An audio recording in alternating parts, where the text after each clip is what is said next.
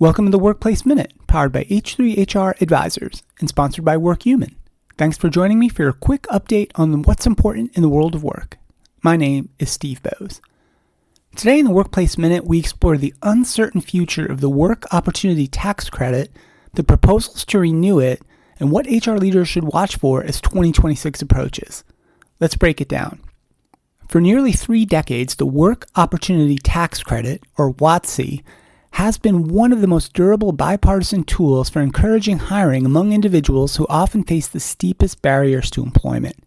But unless this Congress takes action, the WOTC is set to expire at the end of 2025, which brings renewed urgency for employers, industry groups, and advocacy organizations who rely on the program to support hiring efforts and reduce their tax liabilities. And for HR and talent leaders, understanding what's at stake over the next year is essential. First, a quick update on where things stand. And this is courtesy of our friends at Experian Employer Services. As of now, WOTC remains active through December 31st, 2025. Several members of Congress have already introduced or voiced support for legislation to extend the program, including proposals for a multi-year extension or even a move to make the WOTC permanent. Historically, WOTC has been regularly renewed, sometimes retroactively, but in today's divided political climate, there's no guarantee that that will happen on schedule. Extensions have typically found support in larger tax packages, and that will likely be the path again. But timing matters. Any lapse, even a temporary one, could disrupt employer hiring workflows, reimbursement cycles, and the broader ecosystem of organizations who support workers in some of these targeted groups. There are strong voices pushing for the renewal of WOTC. Business groups, chambers of commerce, workforce development organizations, and service providers have publicly encouraged Congress to extend the program, noting that WOTC has helped millions of individuals enter or re-enter the workforce.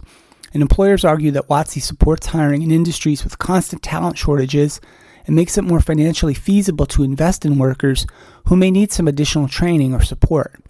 And many nonprofits that serve veterans, individuals with disabilities, the formerly incarcerated, and long-term unemployed Americans have also endorsed the extension, seeing WOTC as a critical pathway to stable employment. Opposition tends to come from fiscal conservatives who question the return on investment for federal tax dollars, and from critics who feel the program is overly complex or that it sometimes subsidizes hiring decisions employers just would have made anyway. And some policy analysts argue that WOTC's design could be improved, advocating for tighter eligibility and simplified administration, rather than a direct continuation in its current form. To understand what an expiration could mean, it helps to revisit why WOTC was created in the first place. Launched in 1996, the program aimed to incentivize employers to hire Americans who historically experienced higher unemployment rates or systemic barriers to employment.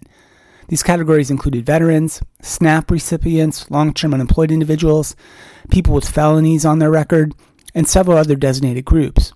The idea was simple: reduce the risk to employers and open more doors for workers who needed those doors open the most. Since then, the impact has been significant. The Department of Labor and independent researchers have found that the program has facilitated millions of hires, with many workers gaining access not just to a job, but to longer-term economic stability. And some studies show particularly strong benefits for veterans and individuals transitioning from public assistance programs. Employers in sectors like retail, hospitality, manufacturing, logistics, call centers, and food service have been among the highest utilizers of the program, largely because of the volume and turnover characteristics of these industries. And in many cases, the credit, up to $2,400 per eligible employee and higher for some other groups, helps offset hiring and training costs in the first critical months of employment. So what's likely to happen next? Well, if WOTC is extended, HR leaders should continue to make the program part of their comprehensive talent strategy. This means ensuring processes are in place to screen candidates for eligibility, on or before acceptance, aligning payroll systems with certification workflows, and collaborating with tax and finance teams to plan for credits in your budget forecasting. It also means keeping an eye on potential administrative changes.